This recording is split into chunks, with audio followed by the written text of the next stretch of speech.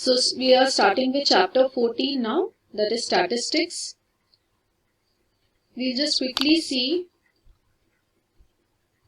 your previous knowledge of statistics which you have already done in 9th standard. You're already aware of these three terms, mean, median and mode. Now these are the measures of central tendency for a given data. So for a data, if you have to analyze the data, it is important to find out its central tendency. Then only you can predict something from the data or you can understand something from the data. So the three ways of finding the central tendency is mean, that is the most common one. Now mean is nothing but the arithmetic average of the data, of the values that are given in the data. Median is the middle score, middlemost value of the observation when all the observations are arranged in lowest to highest order, that is ascending order. And mode is the most frequent score, the most frequently repeating observation of the data, that is mode. So these three terms you are already aware of, you have already done in standard 9. The only difference being you have done these three things for ungrouped data. And now we will be looking at grouped data. Okay, so that is the difference. So we'll quickly revise these things once more, what you have already done. Range is the difference between the least and the greatest value in the set of numbers, that is the data that is given to you. You will see out of that data what is the highest observation and what is the lowest observation. Then when you subtract highest observation minus lowest observation, you will get the range of the data. So here I have given an example that if these numbers, they are the data set 2, 5, 3, 6, 9 and 8. So highest observation is 9 minus the lowest observation is 2. So 7 will be the range of this data. Mean is the most common and the most popular way of finding the central tendency of the data. So that is sum of all the items divided by the number of items of the set. It is also called as the average. So if 2, 4, 3 and 6, these are the data values, you will add up all these 2 plus 4 plus 3 plus 6 and then divide it by number of values, that is 4. So that will give you the mean of the data. Then next way is to find out the median. The median is the middle value of the data. So to find that middle value, you need to first arrange the data in an order. So that is, we will arrange the data in ascending order, lowest to highest. And after arranging that, we will see what are the middlemost values. Now here there are two ways of doing it. If the total number of values given are odd, then there will be only one middlemost value.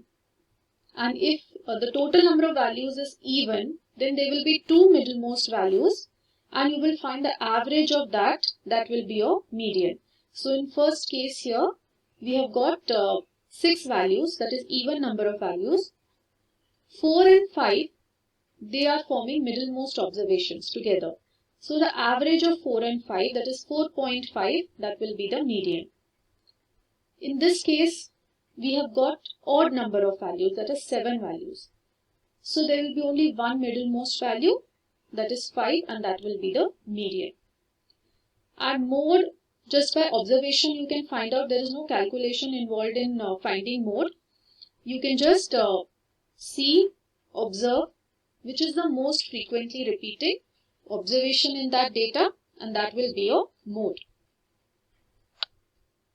So method of finding mean for group data, there are three methods: direct method, assumed mean method, step deviation method. Now assumed mean method and step deviation method are variations of direct method only, with slight modifications in direct method in order to simplify the numbers given in the problem, and simplification of numbers will make our calculations easier. So these two methods, assumed mean and step deviation, follows from the direct method only. So The formula for direct method is this one. Now here, what are these terms? First I'll explain you. Now x1, x2, x3, these are the observations. So we are assuming there are n observations. N might vary depending on the question. But if there are n number of observations, then n number of frequencies will be there corresponding to those observations. Like in the data, how many times is 2 appearing? 2 is appearing 5 times. So 5 into 2. That way. When you're adding all the numbers, you can see if there is particular observation which is repeated a number of times, you can multiply it. Like instead of adding 2 plus 2 plus 2 5 times, you know 2 is repeating 5 times, so multiply 2 with 5. That will give you 10. So that way each observation multiplied by its frequency, that is how many times that observation is repeating. So that will give you the numerator. Denominator is sum of all the observations. So that is the formula for finding mean. Now in case if it is a group data, that means you have a class interval like 0 to 10. So in that case, how will you find this x1, x2? That x1, x2 will be found by finding the mean of the class interval. That is class mark. That mean is known as class mark. So you are finding the midpoint of that class interval by adding upper limit plus lower limit and dividing it by 2. So that will give you class mark or xi values. Then you will multiply frequency with xi values, do the summation of that and divide by the total FIs. So that is the direct method.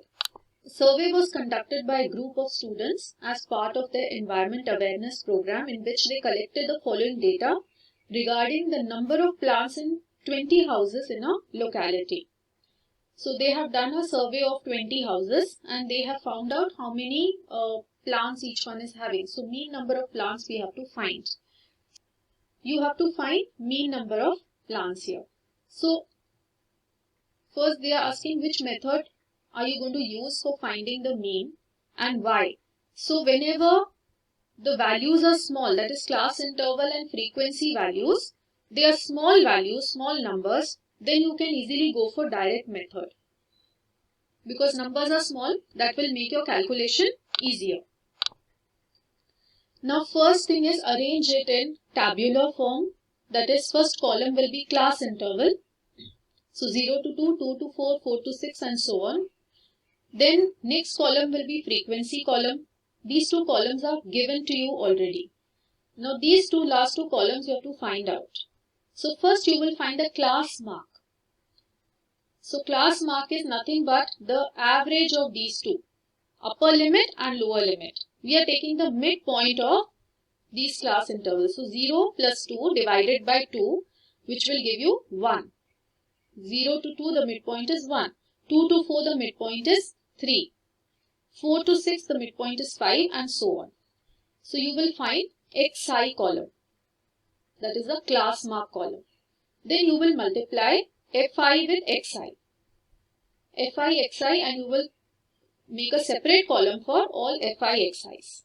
So multiply 1 into 1 will give you 1, 2 into 3, 6, 1 into 5, 5, 5 into 7, 35 and so on.